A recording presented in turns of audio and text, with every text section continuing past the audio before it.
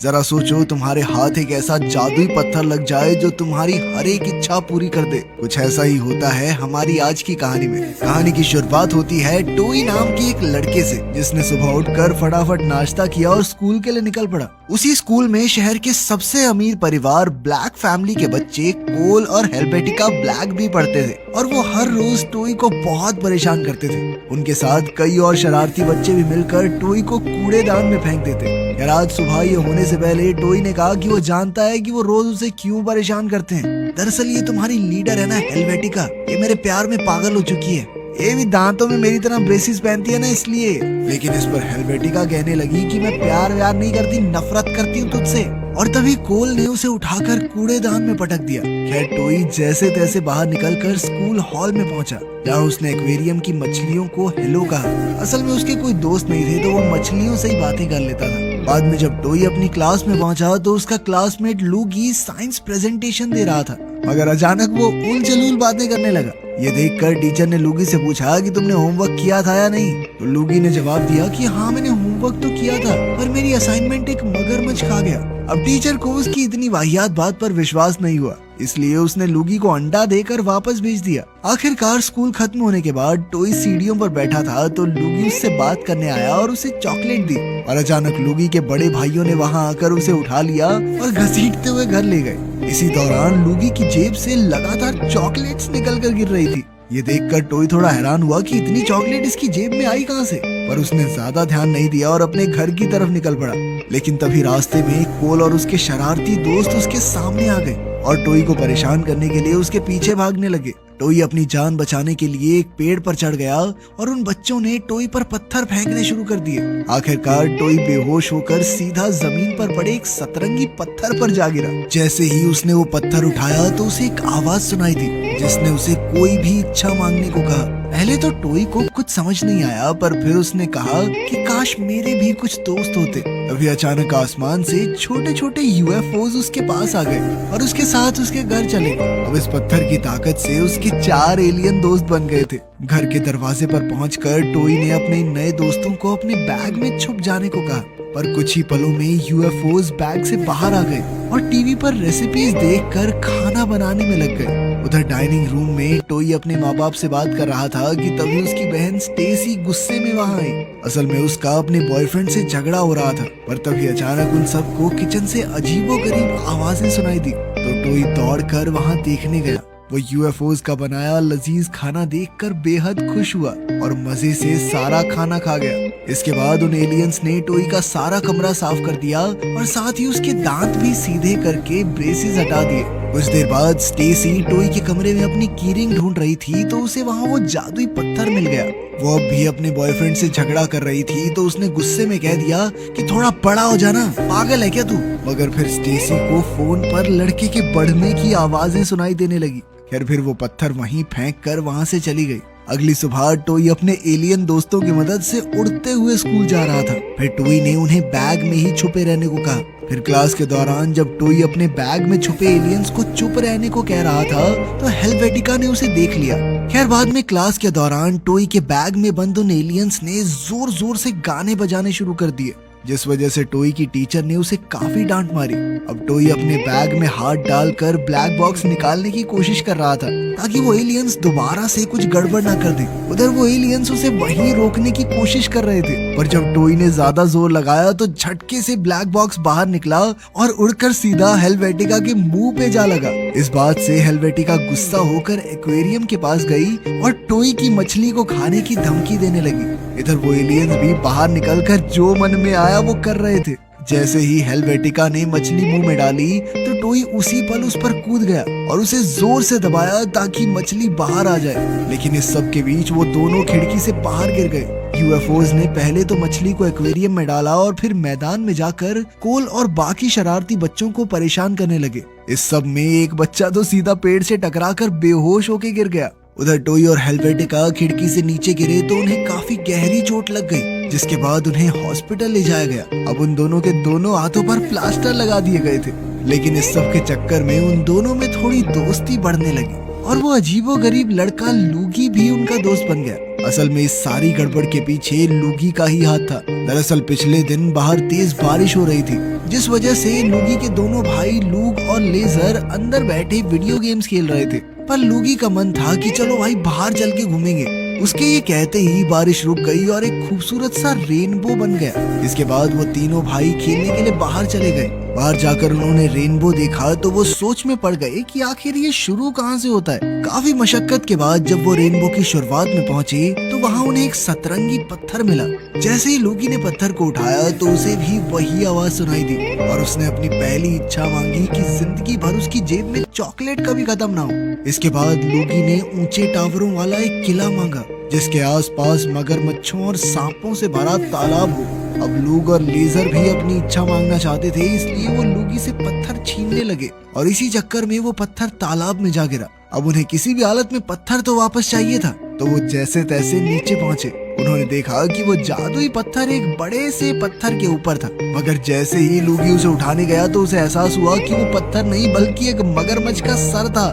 मगरमच्छ ने अचानक उस पर हमला कर दिया तो वो अपनी जान बचाने के लिए कूद गया और इसी दौरान जादुई पत्थर उस मगरमच्छ के पेट में चला गया। इधर लूग को सांपों ने चारों ओर से घेर लिया था, तो लूगी अपनी जान जोखिम में डालकर मगरमच्छ के मुंह में कूद गया और उसके पेट से वो जादुई पत्थर बाहर ले आया। भाई क्या चल रहा है इस मूवी में। उसी पल उसने विश मांगकर सांपों को गायब कर दिया, जिससे लूग की जान भी बच गई। लेकिन इस सब के बीच मगरमच्छ उसका होमवर्क खा गए थे, मतलब वो टीचर को झूठ नहीं बोल रहा था। साथ ही जब वो मगरमच्छ के पेट में था तो मगरमच्छ ने ये इच्छा मांगी थी कि काश सभी मगरमच्छ दो पैरों पर चलने लगे। अचानक सभी मगरमच्छ दो पैरों पर उनके पीछे दौड़ने लगे तो लूगी ने इच्छा मांगी कि वो तीनों उड़कर यहाँ से चले जाएं। अभी एक ड्रैगन उन्हें बचाने आया और उन्हें उड़ाकर टावर की छत पर छोड़ दिया।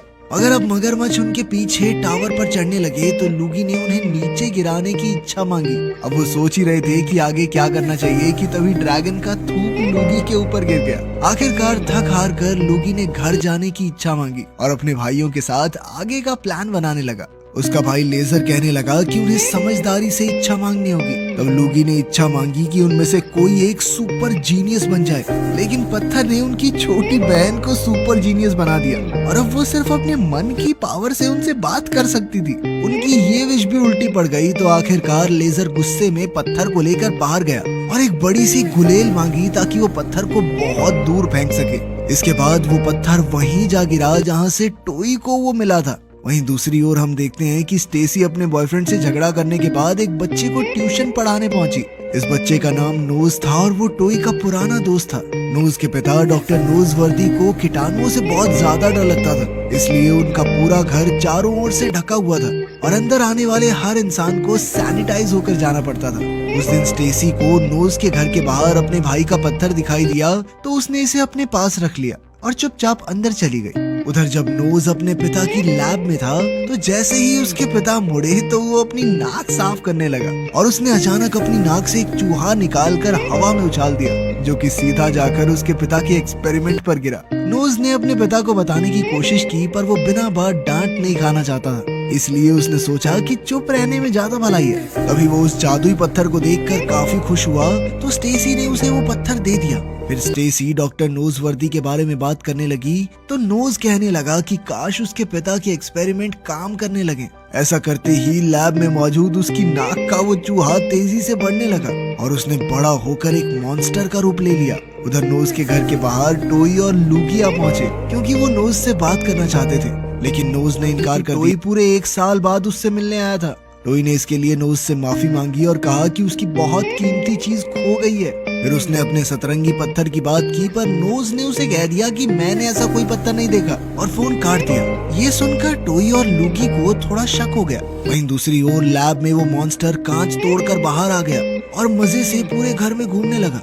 जब नोज को लिविंग रूम में कुछ आवाजें सुनाई दी तो उसे लगा कि उसके पिता एक्सपेरिमेंट करते हुए सो गए हैं। उधर टोई को यकीन था कि नोज झूठ बोल रहा है, इसलिए वो लूगी के साथ मिलकर खिड़की का शीशा तोड़कर घर में घुस गया। मगर जल्द ही डॉक्टर नोजवर्दी ने उन्हें पकड़ लिया और उसी पल उनकी सफाई करने लगे। वहीं दूसरी ओर नोज लैब में पहुंचा तो उसने मॉन्स्टर को देखा और मॉन्स्टर उसके पीछे पड़ गया। इधर हॉल में स्टेसी टोई से बात करने आई और तभी नोज ने वहां आकर सबको मॉन्स्टर के बारे में बताया। उसी पर टोई और लूगी ने वो पत्थर नोज के हाथ में देखा तो वो उस पर झपट पड़े और इसी चक्कर में पत्थर हवा में उड़ गया। तभी अचानक मॉन्स्टर दरवाजा तोड़कर बाहर आ गया और वो पत्थर सीधा उसके मुंह में चला गया। उसे देखते ही डॉक्टर नोज दिमाग से काम लिया और एक बटन दबाकर वहाँ एक कांच की दीवार खड़ी कर दी ताकि मॉन्स्टर उन तक पहुँच न सके। मगर वो मॉन्स्टर इतना ताकतवर था कि वो कांच तोड़कर उनके पीछे पड़ गया। असल में नोज अपनी नाक की चूहे खा जाता था, इसलिए अब ये मॉन्स्टर अपने साथियों की मौत का बदला लेने आया था। खैर अब वो सभी जान बचाकर सैनिटाइजेशन चेंबर में पहुंचे। वहीं डॉक्टर नोज वर्दी लैंप पर लटकते हुए लैब में चले गए। अब टोई बिना पत्थर लिए जाने वाला नहीं था, इसलिए वो मॉन्स्टर के पेट से पत्थर निकालने वापस गया। मगर इस बार मॉन्स्टर ने उसे पकड़ लिया, पर तभी नोज ने अपनी नाक से एक दूसरा चूहा निकाला और उसे खाने की धमकी देने लगा। पता खा जाऊं तेरे भाई को। मॉन्स्टर ऐसा उन्हें नहीं दे सकता था, इसलिए उसने टोई को उन्हें वापस दे दिया। लेकिन अभी भी खतरा टला नहीं था। वो सब सैनिटाइजेशन चेंबर से होते हुए घर से बाहर निकल गए, पर वो मॉन्स्टर अब भी उनके पीछे पड़ा हुआ था।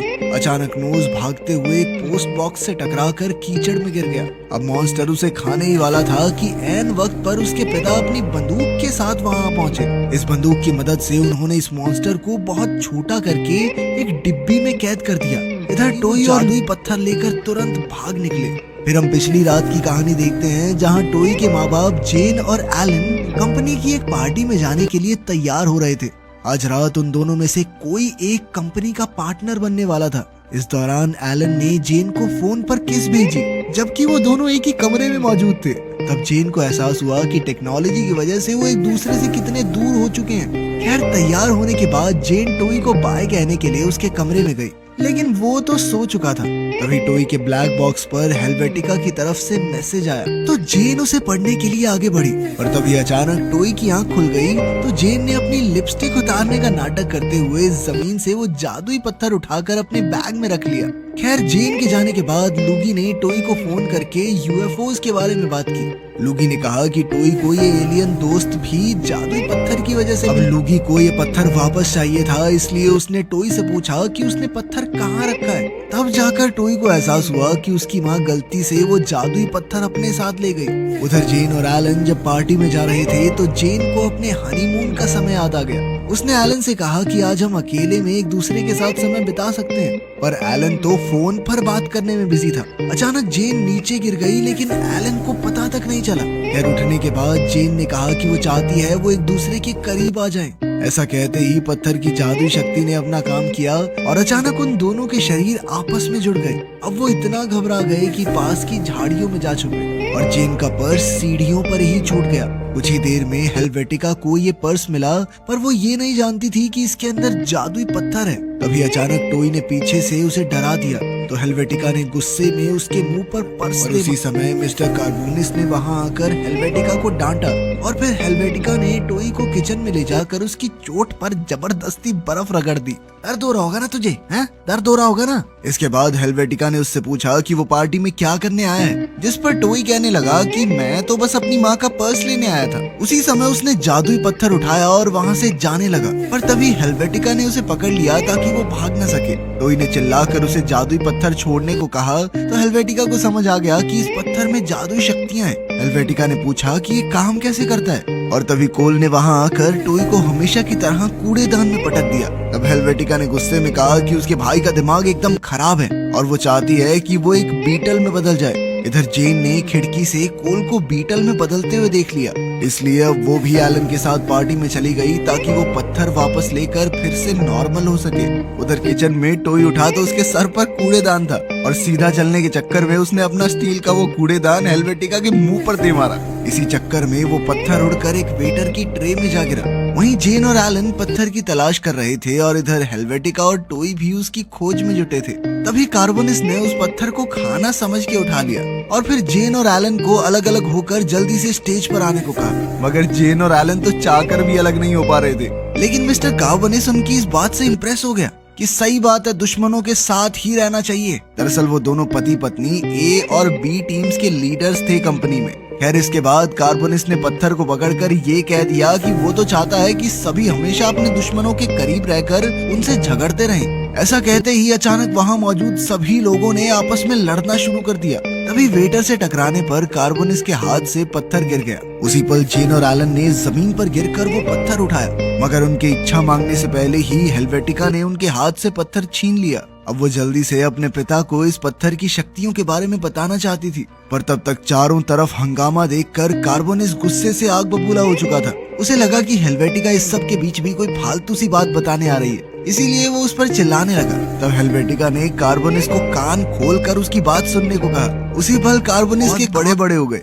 फिर उसने पत्थर से उसका प्लास्टर निकाल कर एक रॉकेट बाइक मांगी, साथ ही जादू से अपने दांतों के ब्रेसेस भी हटा दिए।